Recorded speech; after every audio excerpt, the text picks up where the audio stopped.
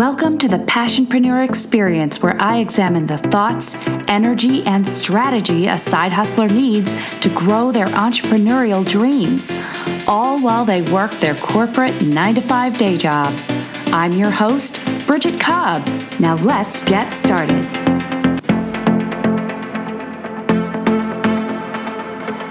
Hey everybody, welcome back to the Passionpreneur Experience. I'm so glad you're joining me today. Today I have a very timely topic to discuss. What I'm calling this is traction amidst distraction. And if you're like me, I am working at home full-time for the first time in my corporate career. Up to this date, I have always gone into an office or traveled to another office for a 9-to-5 when I was traveling and doing sales training. But I was always in an environment in and amongst people outside of my home. And this is the first time in my corporate career that I've really had to stay at home full-time all day and work, as well as manage my own side hustle business. And I'm finding some challenges, so I thought perfect time to do an episode about distraction and what it can do to us as passionpreneurs. So the first thing that I've really noticed, as I was saying, is that I've always had this corporate environment, and I've had a really beautiful buffer or trigger built in to kind of switch my brain from corporate mode or day job mode to my side hustle mode, and that was my commute. So I was used to getting up in the morning, getting ready, leaving my house. And I don't know about you guys, but I have always made it a priority in my life to be very close to my office because I love a relaxing commute. So I usually, for most of my life, either walked to work or maybe took a local bus, or even now I'm riding my bike. But that was a beautiful time for me to kind of decompress. That's when I listened to my podcasts or thought about different ideas, and it was a little bit of a buffer time for me to make that transition. Got to my full-time day job, and great, I've got a 9-to-5. I'm in the office, I'm on site, and that really keeps me focused on the day job portion of my life. I then get my next beautiful line in the sand trigger, which is my commute home. Same deal. I'm either riding my bike, walking, or taking the bus. But again, that time where I'm back into my podcasts most times, or an Audible book or something like that, I'm gearing up to go home, and my brain is switching gears. I'm now heading over and thinking more about my entrepreneurial job and what I'm going to do when I get there and how I'm going to switch gears. And I'm not getting that right now. Right now, I'm waking up, I'm getting ready for work, and then I'm basically just walking 5 feet from my bedroom to my dining room table, and that's where I plant myself for the day. And now I've got that full day of working my 9-to-5 at my dining room table, and there's no clear cut. There's no clear cut start and end. It just kind of seems to all fade into each other and blur together. And I'm finding that that's actually distracting me from that nice line in the sand that I had, where I would come back and dedicate time to my own business, my own practice. And it's knowing that my work is right there. There's no line in the 9-to-5. And so I might work more hours there than I normally would. And then I'm quite exhausted and, no time for the side hustle today. And I've noticed an impact on my business and my own productivity from that. Now, that's one very timely situation that many of us might be working from right now. But of course, there are lots of other distractions that come into play when we think about, especially, if we did just come home from the office, let's say, when we're back to normal. And there are a lot of other distractions at play for us now. So things like social media, for one. Really tempting for us to switch off. We've got our phone right there, laptop there. We might want to jump onto YouTube and watch some videos or scroll through some Instagram stories or whatnot, rather than put the time in and work on our businesses. Goes the same for any type of media out there, whether you're hopping on TV, you're watching Netflix, whatever it is. Or there are even, especially now in times when we're at home, suddenly every home project takes precedence over everything. You know that sports closet or that random all things, everything closet that you've let sit for years unattended? And now that you're looking at it all day, you're thinking, I have got to clean this thing out. All of a sudden, this is the most important thing to me. Even though it's sat like that for years and didn't bother me, I would much rather do that than write my next blog post. All right, so that's going to happen. Apologies if you are hearing some whirring noises right now because my laptop clearly needs an upgrade and the fan is busting into overdrive. So apologies on that. I'll get that fixed for the next time. But I don't know how to get rid of my laptop, so you can't hear that. Anyway, so distractions come up. We know this. And guess what? Distractions look like something different for everyone. We're tempted by different things. It might even be just jumping into a good novel that you love reading, playing with the cat, going for a walk. And some of these things are actually quite good for you. They're healthy to do. And that's a whole nother reason why we can latch onto them and say, I'd much rather be doing that than working on my business. So I guess at the end of the day, what we really need to do is examine the reasons why we are letting whatever that is, whatever that distraction is, supersede our task at hand that we've allocated for our business. Now, a couple episodes back, I talked about sprinting. The episode, I think it's 21, it's called Ready, Set, Sprint. And it's about building a plan. And so once you've built your plan and you understand what you want to accomplish in a week and what you're going to accomplish, this is where you really start to take notice of how distractions come in and knock you off course. So in this regard, why do we get distracted? Why could we get to the end of a sprint or end of a week and realize we have not gotten all the tasks done that we wanted to? Well, first of all, we're going to identify what we did instead. Where did we go off track and off plan? Did we keep going for walks again and again? Did we Marie Kondo our sports cupboard for some unknown reason for the first time in years? What was it? All right, so we can identify those things. But more importantly, good Lord, my laptop is going insane. I'm pretty sure you guys can hear that. More importantly, we need to understand why we are doing that. And there is usually a deep-seated reason as to why that distraction is overpowering the urge to do whatever task it is you have at hand. And let's just, for easy example purposes, say you need to write that blog post. All right, so that's the task at hand, but for some reason, you've decided you need to scrub the grout in your bathroom. Way more important at this exact moment. So there are a couple of different reasons that I want to surface to you and really challenge you to think about if these things resonate for you as you are maybe dodging a task or two, or you realize at the end of your week you didn't get half of what you know you could have accomplished done.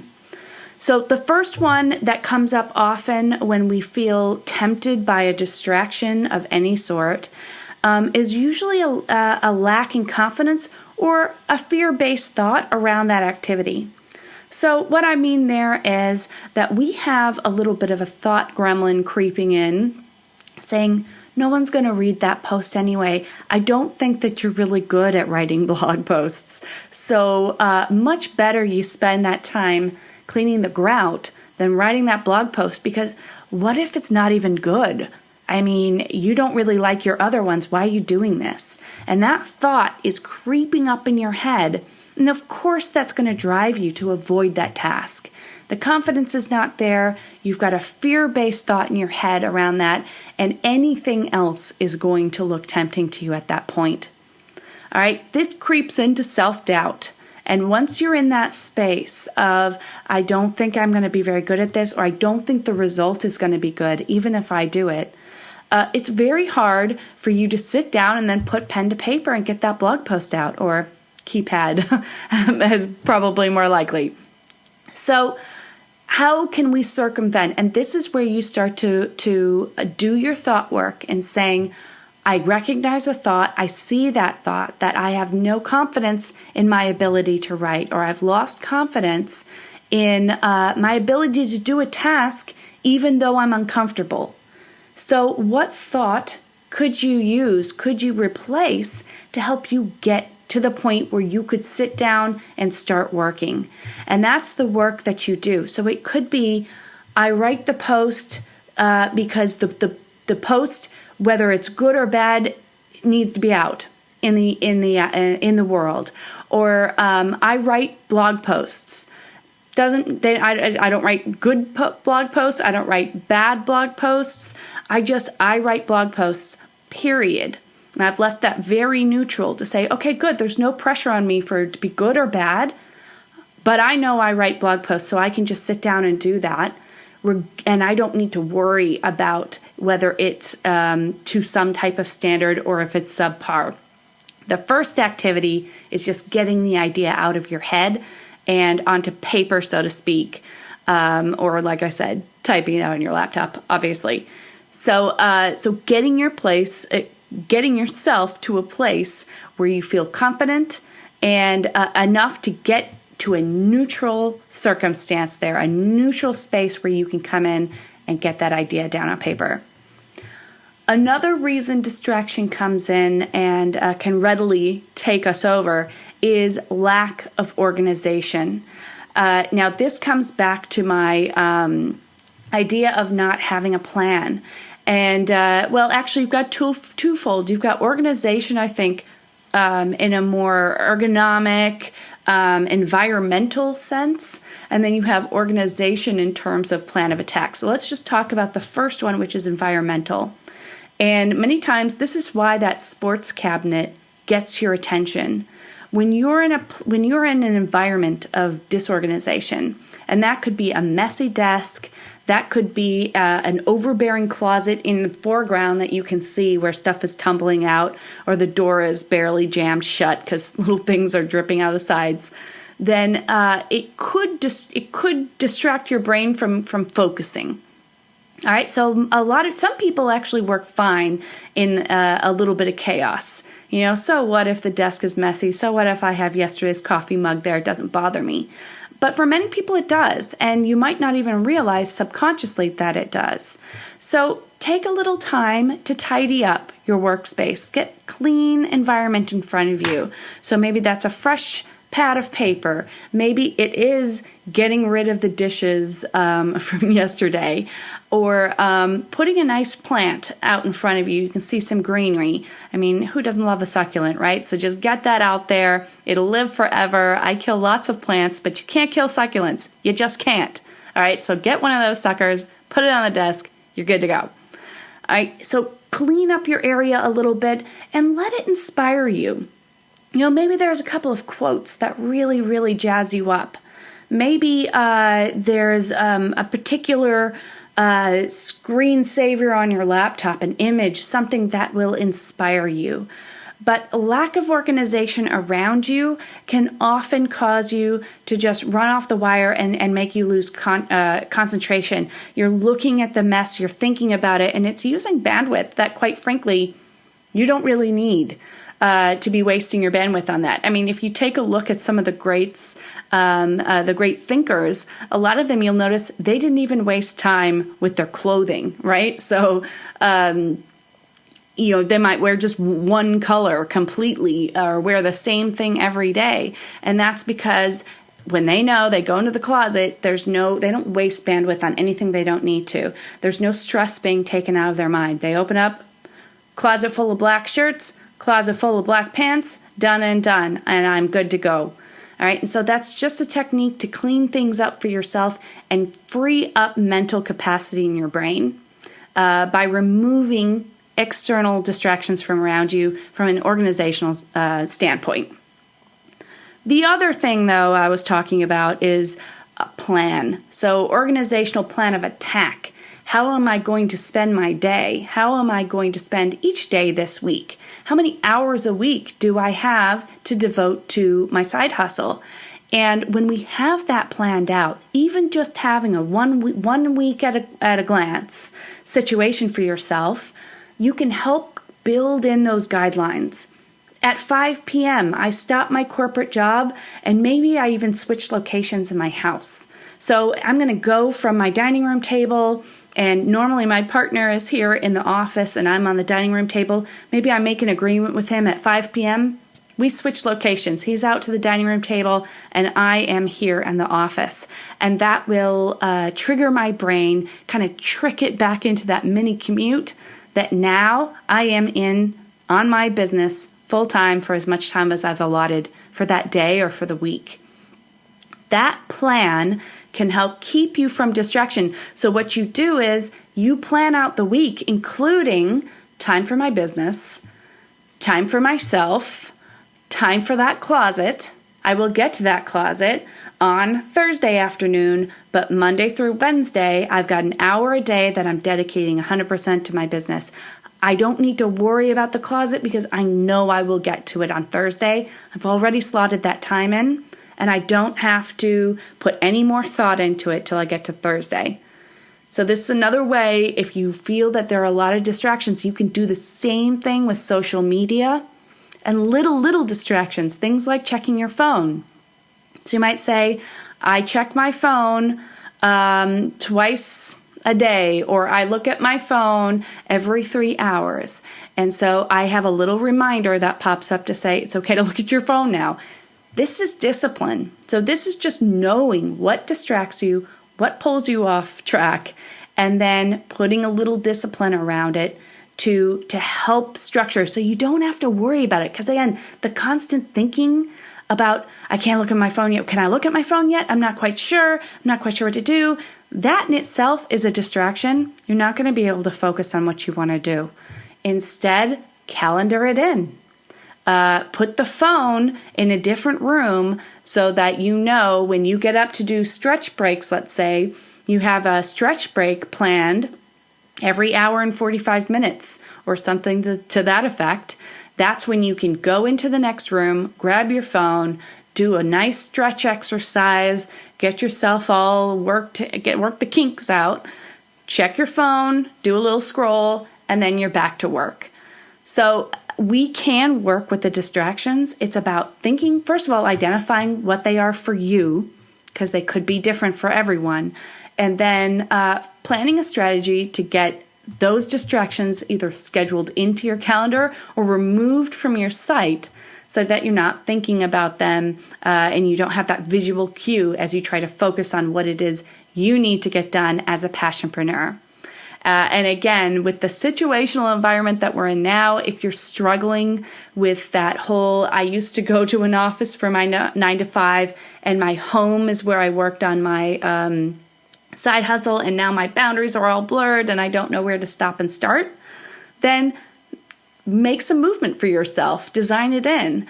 I work my 9 to 5 here at this table, and then when it's time to work on my side hustle, I try to change, even if it's moving to the other side of the table. So now you've got a different view of your apartment, it's a different structure, and you've kind of separated that from yourself, or you've separated that existence of working on day job and now transitioned into working as an entrepreneur. I know it's tough for us side hustlers. We already have it tough working a 9 to 5. So we have to be clever about how we attack things for ourselves and make sure that we're putting in the strategies, we're putting in the little cheats and hacks and things to help us get the job done as we work that 9 to 5. That's all I have for you guys today. Thank you for joining me today. And remember, you can catch me on Instagram. I always do a series of posts that follows each and every episode. So you can catch that at bridgetcobbcoaching.com. Or you can join the Passionpreneur Experience, my private Facebook group that is specifically for side hustlers like you. So come on down, check it out, join the group, meet some side hustlers, build some community. You can also reach out to me if you're interested in talking about the show, or you've got some great ideas, some great topics that you'd like to hear about. I would like to hear from you. So thanks again, and I will see you back here next time on the Passionpreneur Experience. Are you building your side hustle business all on your own? Well, you don't have to. Engaging with and being accountable to a supportive community will increase your productivity and keep you on track. Join my private Facebook community, the Passionpreneur Experience, and connect with like-minded side hustlers just like you. Head to the show notes now for a link to the group and start building the business of your dreams.